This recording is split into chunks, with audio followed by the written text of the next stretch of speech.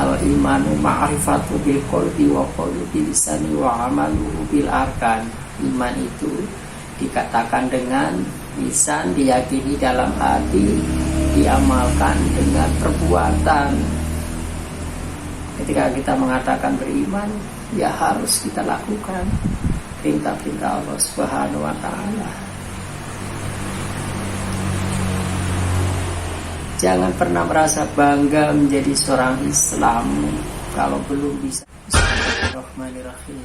Assalamualaikum warahmatullahi wabarakatuh. Alhamdulillahirabbil alamin, wassalatu wassalamu ala asrofil anbiya'i wal mursalin wa ala alihi washabbihi ajmain, amma ba'du.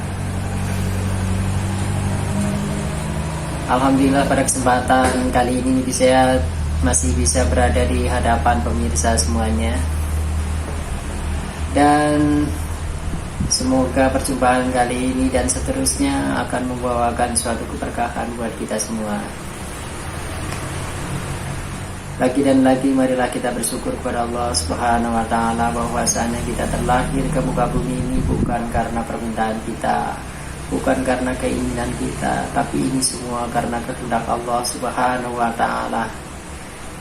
Allah memberikan kita kehidupan di dunia, pastinya Allah juga yang menyediakan keperluan kita, baik rezeki ataupun keperluan lainnya. Kesehatan, rasa sakit,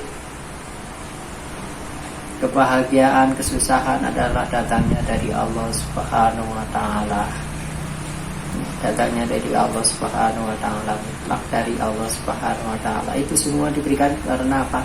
Untuk ujian kepada kita, baik itu nikmat ataupun ujian berupa kesusahan, sakit, adalah itu ujian semuanya. Barang siapa yang bisa melewati ujiannya Allah Subhanahu wa ta'ala, maka kita akan menjadi manusia yang beruntung di hadapan Allah Subhanahu wa ta'ala. Pemirsa yang dirahmati Allah Subhanahu wa ta'ala, bahwasanya kehidupan di dunia yang sangat sementara dan sangat singkat ini, kita dituntut untuk bisa memenuhi kebutuhan hidup kita. Kita bekerja dari pagi sampai sore, ada yang dari pagi sampai malam untuk mencukupi kebutuhan, untuk mendapatkan rezekinya Allah Subhanahu wa ta'ala. Bagaimana dengan kehidupan di alam akhirat yang kehidupannya sementara, ada awal tidak ada akhir, di sana kekal selamanya? Tentunya itu semua butuh bekal yang lebih harus kita perhatikan lagi daripada kebutuhan di dunia yang sifatnya sementara. Kehidupan di akhirat, kita semua pasti tahu apa itu kebutuhan di akhirat. Bekalnya adalah iman dan amal soleh. Sesungguhnya manusia dalam kerugian kecuali orang-orang yang beriman dan beramal soleh, saling nasihat dan menasihati dengan benar dan sabar. Ya.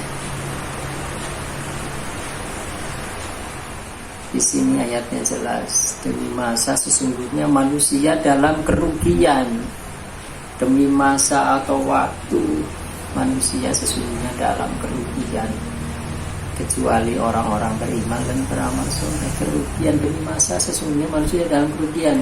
Masa itu waktu yang seperti apa? Sudah waktunya sholat masih berada di tempat permainan, sudah waktunya sholat masih sibuk bekerja, sudah waktunya sholat masih sibuk meeting, sudah jadi semua sibuk.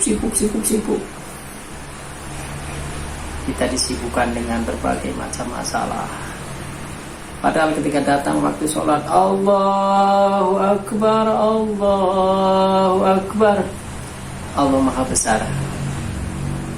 Kita semua tahu bahwa Allah Maha Besar. Allah memanggil kita untuk menghadap kepadanya, untuk beribadah kepadanya. Sementara hati kita kalau belum terbiasa, kita masih santai-santai, masih rokokan, masih ngopi, masih asik bernyanyi, masih asik berjualan. Makanya itulah manusia dalam kerugian. Kecuali orang-orang beriman. Beriman yakin adanya hari akhirat, adanya hari pembalasan. Tandanya iman apa?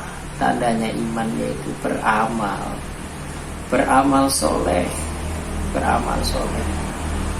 Ya, amal soleh itu apa ya? Ibadah, sholat, amar ma'ruf nahi munkar. Amar ma'ruf nahi munkar. Banyak ibadah-ibadah. Nah, kalau kita yakin, kerjakan. Ya, kalau kita yakin, kerjakan. Karena keyakinan ini adalah tanpa dikerjakan. Kita hanya mengatakan beriman, aku sudah beriman, tapi tidak ada amal, itu belum beriman. Al-imanu ma'rifatu bil qalbi wa qawlu bil lisani wa amaluhu bil arkan. Iman itu dikatakan dengan lisan, diyakini dalam hati, diamalkan dengan perbuatan. Ketika kita mengatakan beriman, ya harus kita lakukan perintah-perintah Allah Subhanahu wa ta'ala. Jangan pernah merasa bangga menjadi seorang Islam kalau belum bisa mengamalkan perintahnya Allah. Segera kita harus sadar dan menyadari bahwasanya Allah Subhanahu wa ta'ala menyuruh kita untuk masuk ke dalam Islam secara kafah. Ya ayyuhalladzina amanu udkhulu fis-silmi kafah. Hai orang-orang yang beriman, masuklah kalian ke dalam Islam secara kafah atau keseluruhan. Ya. Nah, disitulah kita harus berusaha memperbaiki diri. Apa kekurangan-kekurangan kita? Ternyata Masya Allah, usia saya sekarang sudah mencapai 49 tahun ya, 49 tahun. Usia 49 tahun ini saya merasa usia yang sangat singkat. Kayaknya baru kemarin gitu. Kayaknya baru kemarin usia. Tapi ternyata kehidupan kita ini kurang lebih 60 sampai 70 tahun saja itu, kalau sampai itu kurang lebih. Nah, sementara 49 tahun aja yang kayaknya kalau dia apa lama, ternyata baru kemarin. Nah, kalau sampai umurnya 70, 20 tahun berarti terlalu singkat. Terlalu singkat. Dan apakah itu sudah bisa menjadikan sebuah jaminan umurnya masih 20 tahun? Dan apakah itu sudah menjadikan jaminan bahwa umur sisa-sisa umur kita itu bisa menebus kesalahan-kesalahan kita di masa lalu?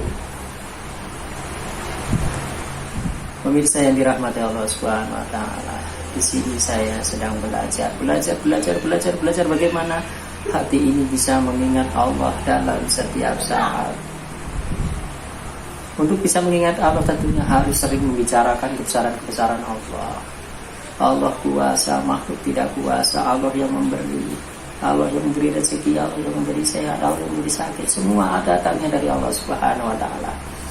Tanpa izin Allah Subhanahu wa ta'ala tidak akan terjadi satu hal apapun. Jadi semua datangnya dari Allah Subhanahu wa ta'ala.